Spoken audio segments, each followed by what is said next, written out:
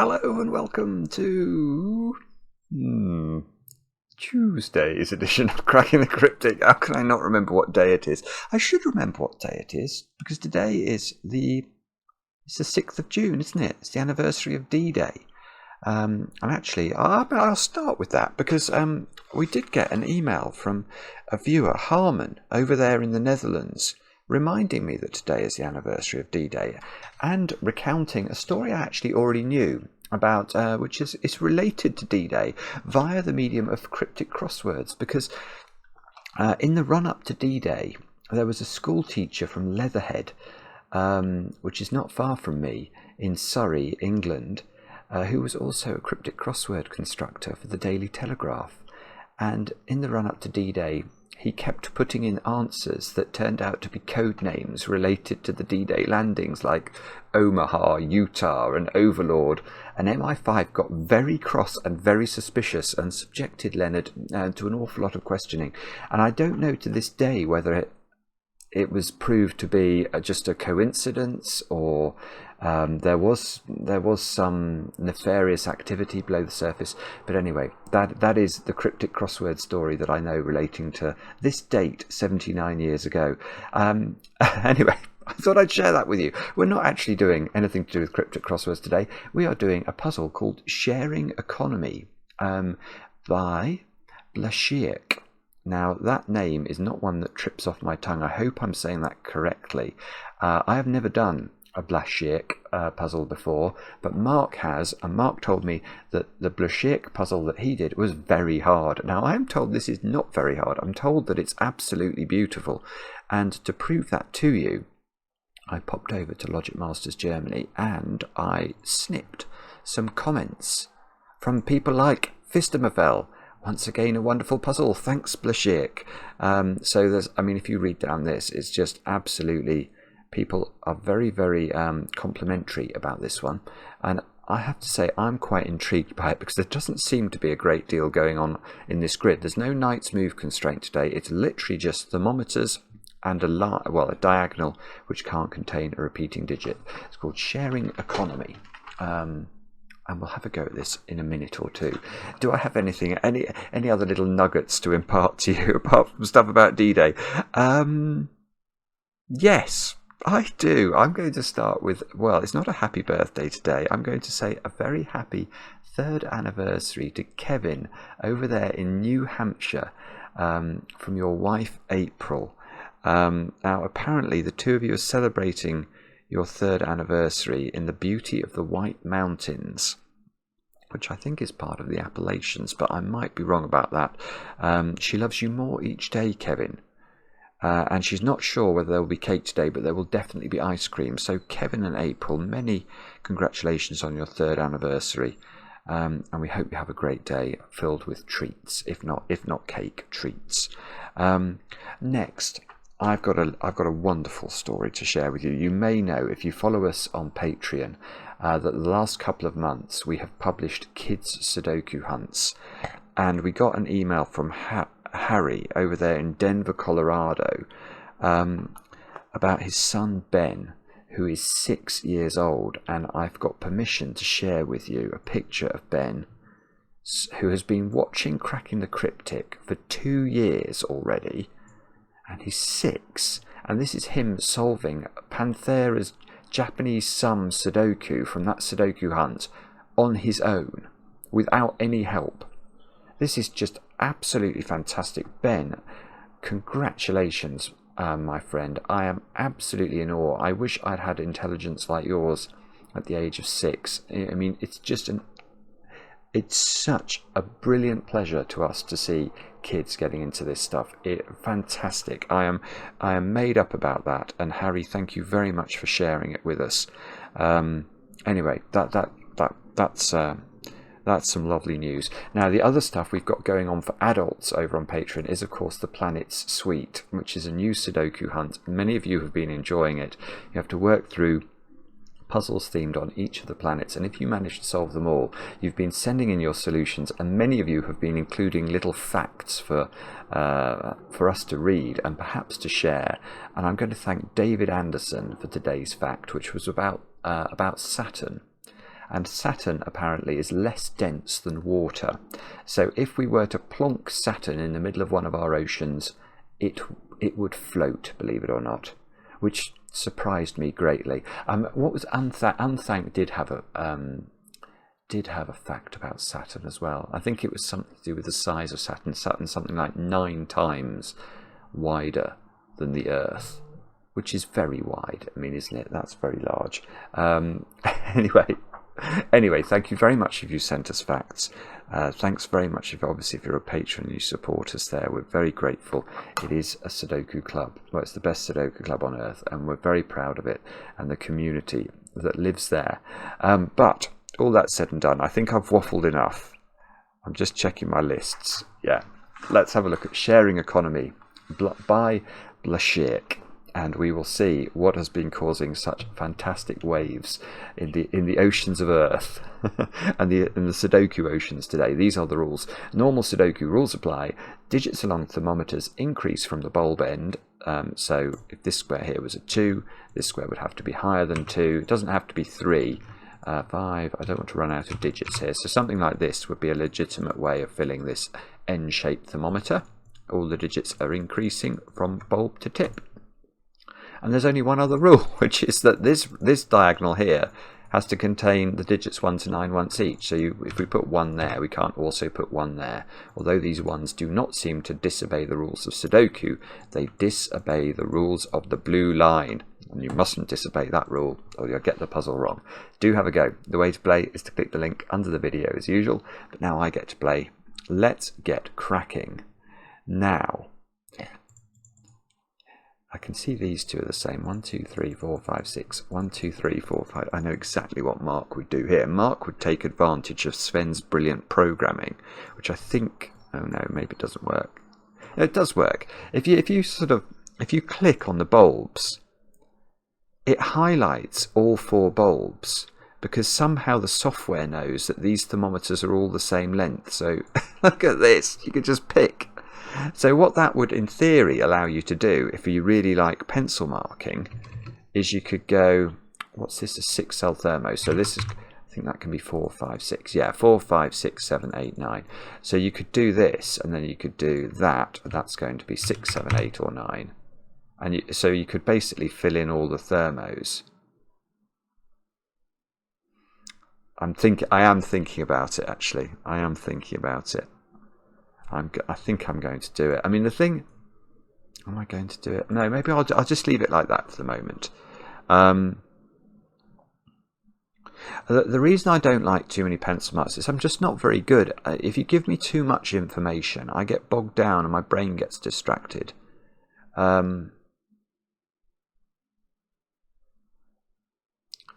that's never a very good thing for me. Normally I like to sort of play games around the tips and the bulbs of the thermos, because those are the most restricted digits, or at least they're digits we can say definite things about. For example, if we wanted to put a 1 on a thermo in box 9, it can only go in the bulb, because obviously you can't put a 1 halfway up the thermo, because the digit below the 1 will have to be 0 or negative, and that's not a valid Sudoku digit. So I'm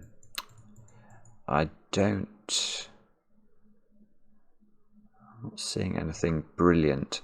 So that, yeah, so to switch the digits that can be 1 from the digits that can be 9, you can just take these digits out and put the other one in.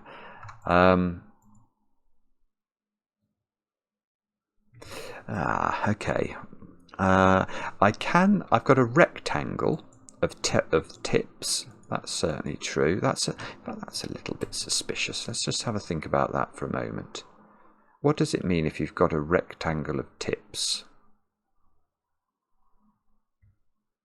You've got a sort of tea bag of tips. I don't think it means much at all, does it? I don't think it's even true. Oh, okay, yes. Yeah, okay. I'm actually going to come back to the thought I had earlier, which was I was trying to think about where 9 went in box 1 and box 9. Where does 9 go in this box? And it's either on the diagonal or it's in the tip. Which means that if it was on the diagonal here, it would be off the diagonal in this box and on the tip. And that logic is symmetrical, isn't it? So there must be a 9 in one of those two squares, and that means neither of those squares is a 9. That's absolutely brilliant. That's very, very... So my PG Tips tea bag actually has done some work.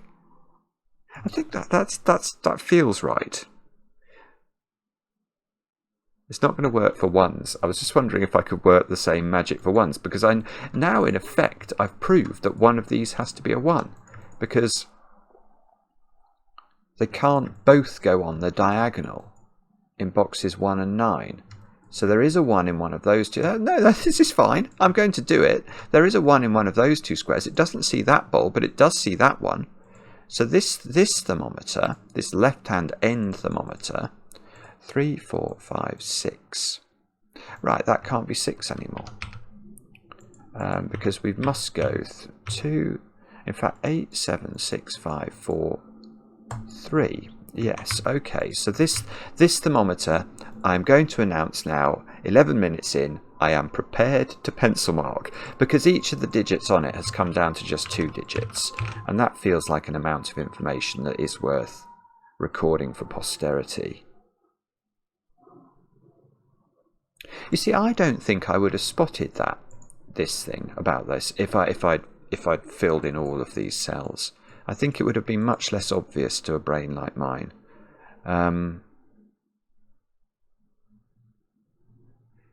Right, what does this mean? Sorry, I realise I've stopped talking. I do this sometimes when I don't have anything to say. I mean, that's one of the terrifying things about this puzzle, is there really isn't much. There really isn't much to look at. I'm just going to check these 2 digits. I don't think, but what if this was sort of 4, 5, 6 and 7, for example, I would have a quadruple in this box. So 2, 3, 4, 5, 3, 4, 5, 6, 4, 5, 6, 7 are the options.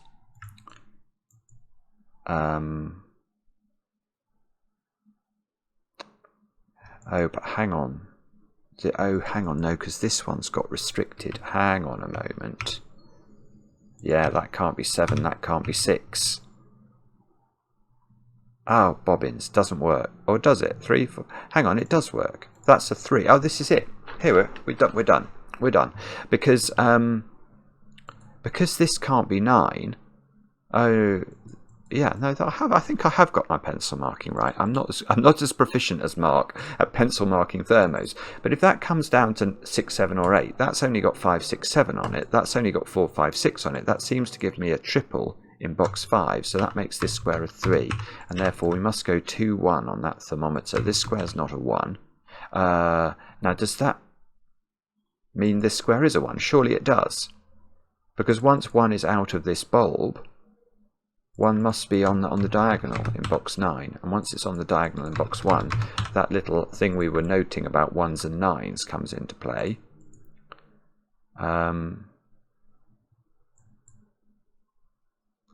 Right, now, okay, 1 second, let me just think about this.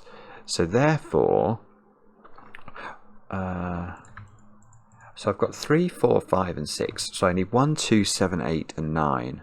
And I know that 1 isn't on the diagonal, so that this diagonal is 2, 7, 8 or 9. I think that's not 2. Is that right? Or have I missed a digit there? 1, 2, 7, 8, 9. No, that feels right, actually. That's 4 options. Yeah, okay.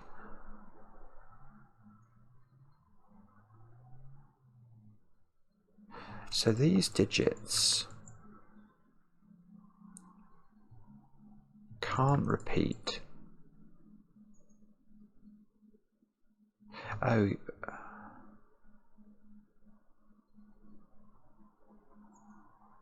right. So these okay. So these digits, whatever they are, these digits are on both thermos.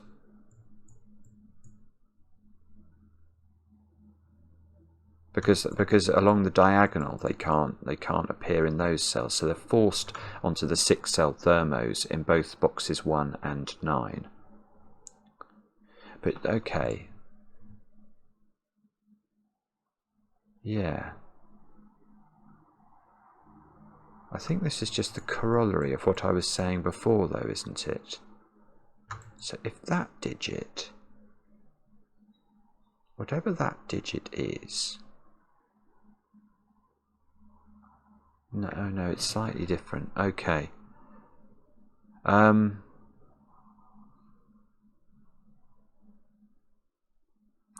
Right. Okay, but you can't have a 4th digit, can you? Right. Okay, so here's something. In box 9, yellow is on the thermo somewhere. We don't know where, but it has to be on the thermo by Sudoku. Now imagine, and yellow is on the thermo in box 1 as well. So there are 3 digits in common between these 2 thermometers. Now, could there be a 4th digit in common between these thermometers? Well, obviously not, because if there was a 4th digit in common, it would have to go into one of those 3 squares, and that's not going to work. One of these would have to simultaneously be 2 digits, and there aren't any Schrödinger cells in this puzzle. I love the way I look at the instructions then, just to double check. I know that's not. I know there are no Schrödinger cells. Now, what's interesting about that is that therefore we can view these thermos as containing all 9 digits, because whatever's in here, it's got 3 digits that are these and 3 digits that cannot be on this one. And this thermo's got 3 digits that are these, and it must be the other 3 digits that are not on this one, because they cannot be a 4th digit in common. And that means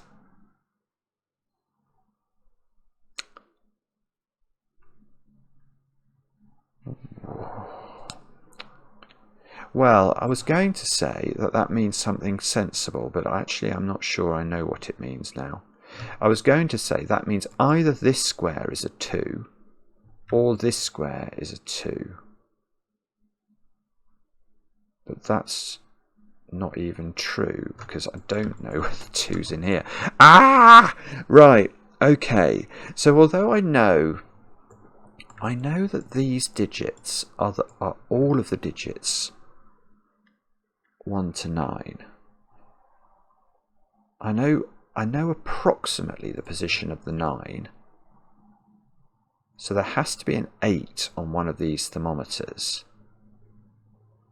Ah, it's so nearly interesting, isn't it?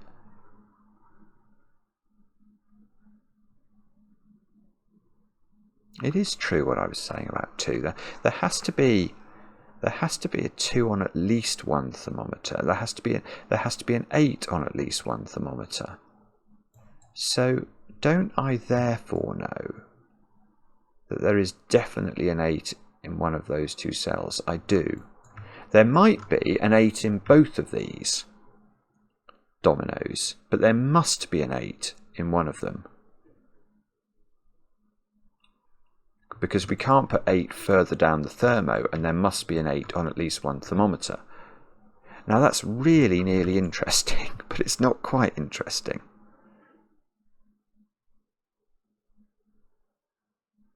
Oh, bother. I'm not sure how to do this. I think... Can I do it a different way then? If this was 789, there would have to be 987 on the end of both thermometers, wouldn't there? If this was 789. Now, why doesn't that work?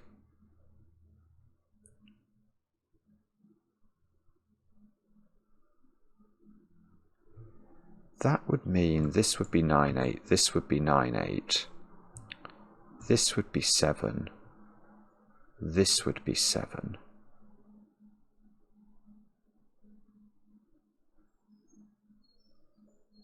Right, that doesn't work. This is fascinating, actually. This is such an interesting puzzle.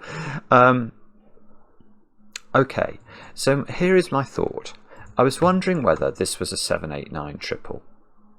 And the answer to that is no, because if this is 7, 8, 9, 7, 8 and 9 are the common digits between these thermometers, and we could place them on both. So let's actually do that. It has to be 987, 987. But I think what that's doing is it's making both of the other side of the tea bags 7. Or this could be lower than 7 as well. It doesn't matter. The point is that the 6 in my 4, 5, 6 triple disappears as a possibility. If this is 7, 6, 5, 4, 3, 2 is the only way this thermo can run. So these are a 5, 4 pair. But if this is 7 or 6, this square can't be a 6, obviously, because there would be no digit between them. So this is not a possibility. There must therefore be a 2 in one of these squares. Now that's interesting, because what that means is that there must be a 2 on both of these thermometers. And where does the 2 go on this thermometer? It's got to go here. And where does the 2 go on this thermometer? It's got to be here, because there's no 1 on this thermometer. This is incredibly clever, actually. This is very weird and very wonderful. Look. That's a 2, so that's a 3. 4, 5, 6, 7. Oh, hang on. Am I getting carried away there? I'm so bad at thermos. No, I'm not. That does seem to be how that thermo goes. Right, so that's not an 8 anymore. That's not an 8 anymore. So how could you put an 8 on either of these thermos? Oh, you could put an 8 on this. Oh, bobbins! I thought I'd done it then.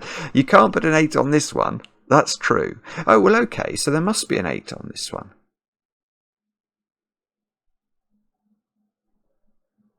That must be right. I cannot now put an... Because this is 8, I can't put an 8 on this one. But there cannot not be an 8 on this one as well. And I can't put 8 there, because I can't put 9, 10 here. So this has got to be 8.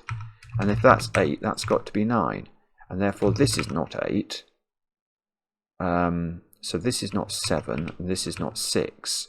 And now, oh, see, this is 4. I could have done that before just by using this 5, 6 pair that I've earned from my hard labour. Now, if 8 is only on one thermo, 8 is not in one of these squares in the middle box. So this is 2, 7, 9, which means that 9 is repeated. Well, I know where 9 must get repeated. Must be in the tip of both thermos. 7 needs to be on both thermos, and 8 can't be on this one. So 7 must go there, 7 must go here.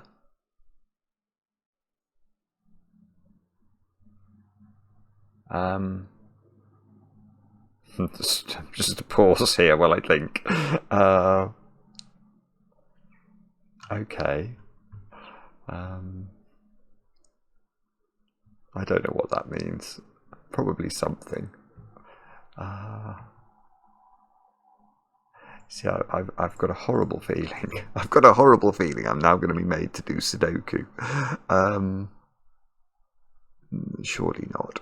Oh, well, okay. Look, in this box, I've got 2 cells that I've not actually filled in. And I can't fill them in, apparently. I think they're a 1/8 pair bobbins. How do we fill in this cell? Is there any way? We either need this digit or something that looks at this. Or maybe I can do it. Oh, I see. I know I do see how to do it. Look, there must be a 3 on what. This is just brilliant. All right, fair enough. This is just almost too clever for me. This is the Blashyrkh. This is, I mean, it's just beautiful. Because, okay, if I come back to my earlier thought, where is 3 on these thermos? It must be on one of them, and it can't be there, which is its only opportunity to exist on this thermo. So it must be on the other thermo, and that's a 3. Now, so now these did, oh, whoopsie. This is 4, 5, 6, this is 4, 5, and this is 5, 6. Now, can we get something to look at any of these squares? We know that these are sort of a remote triple. These are all different numbers in order that our logic on the thermos holds up. 3 is definitely in one of those. Oh, I might get a 3 in the corner, because 3 in this box is really restricted now.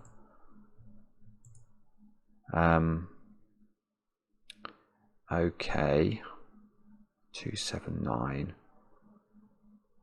4, 5, 6. 8 has got to be 8's in one of two positions in box 1. And can we do a bit better? 7, nearly. 7's in one of two positions in box 7.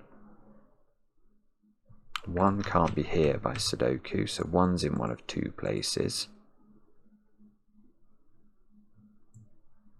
1's nearly restricted in box 4. And nearly restricted in box 3, but still not quite restricted enough. Okay.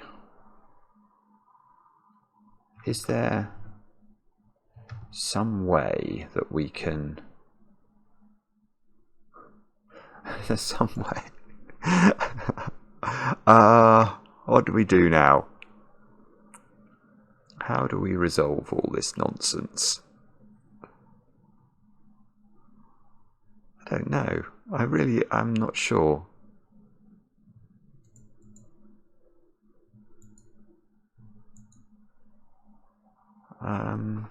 No, okay. That square's not 7 by Sudoku.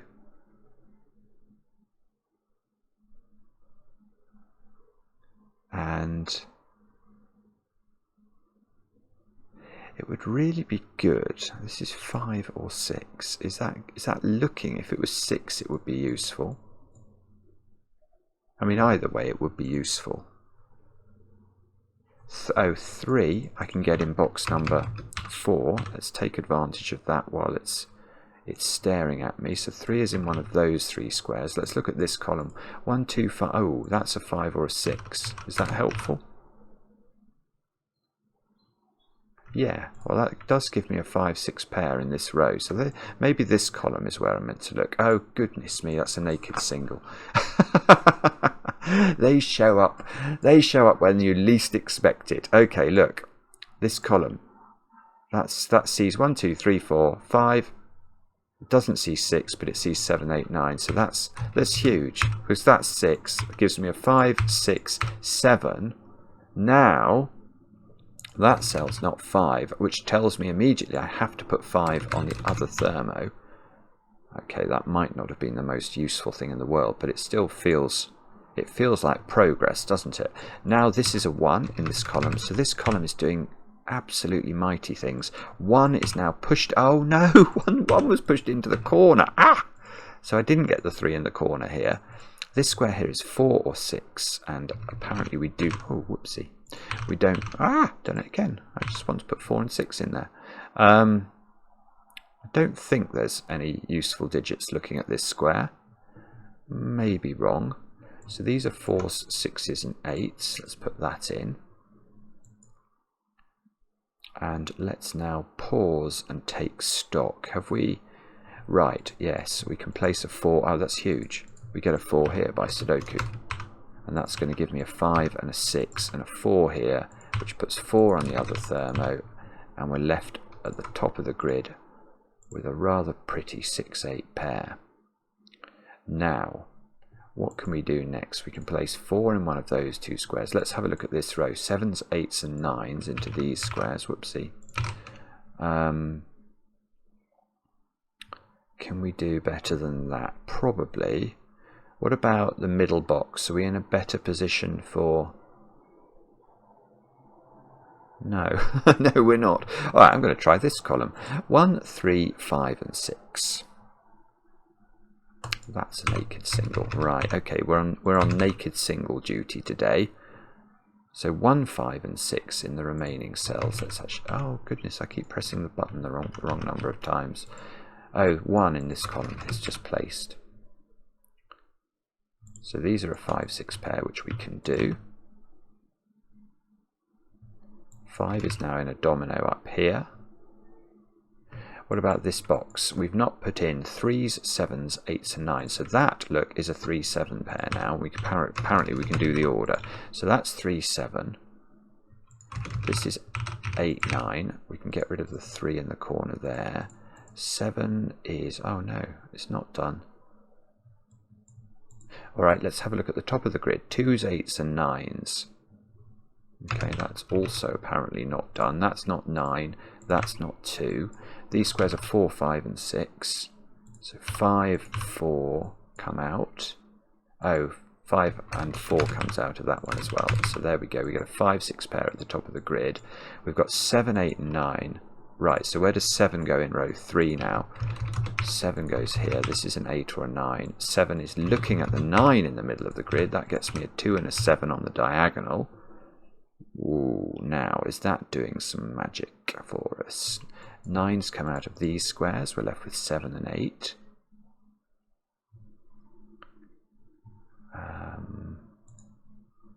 6, yeah, we can place 6 at the bottom of column 4. We can place 6 in row 7. We can place 6 and 8 and 8 and 7. Aha, here we go. 6 and 5 over here. 8 comes out of the corner. Is this done now? Maybe not. 1, 2, 4 and 8 into these squares. 1, 2, 4, 8. Don't get cross with me for putting pencil marks in. You should be proud of me. I'm overcoming years of indoctrination to the contrary. 1, 2, 5 and 9 over here. Can we do this? 5, no. 1 is in one of 2 places. 2 is in 2 is placed, okay. And 9 we don't apparently know about. Let's try this column. 5, 7 and 9. So this is 5 or 9. This is 5 or 7. This is 5 or 9. I see. So we could have placed the 7 in this column if I'd done it. If I'd thought about it differently. These 2 squares are an 8, 9 pair, and that's resolved. That does the 8 and the 1. That does the 1 here. That's good. So this must be a 5, 9 pair, which means this is 8, this is 9, this is 9, this is 8, 2, 9. Okay, so 2 comes out of these squares, 8 comes out of this square, 8 comes out of this square, so that must be 8, that's 1, that's 4. 2, 3 and 5 across the top, that's 3. Oh, no, we're not going to get one today, are we? I was just thinking, I haven't put a 3 in the corner, but never mind, we are still doing okay with the puzzle. Now this is 9, this is 5, this is 5, this is 9.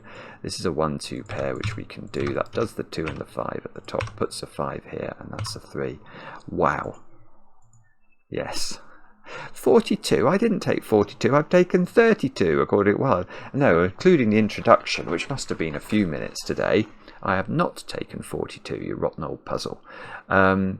Solve counter 100 in 5 days. Okay, so it's not a very old puzzle, this. It's relatively new. But I tell you something, Blashyrkh, this is a brilliant puzzle. That was quite spectacularly beautiful. I loved the fact that I spotted the tea bag early on. I didn't really understand how these thermometers work, though, until a bit later. And they're beautiful. The fact that you have to include one of each digit on them as a sort of combined entity is magical. It's like alien life. It's something from Saturn. That's what it is. And I loved it. Absolutely brilliant. Let me know in the comments how you got on with the puzzle. I enjoy the comments, especially when they're kind. And we'll be back later with another edition of Cracking the Cryptic.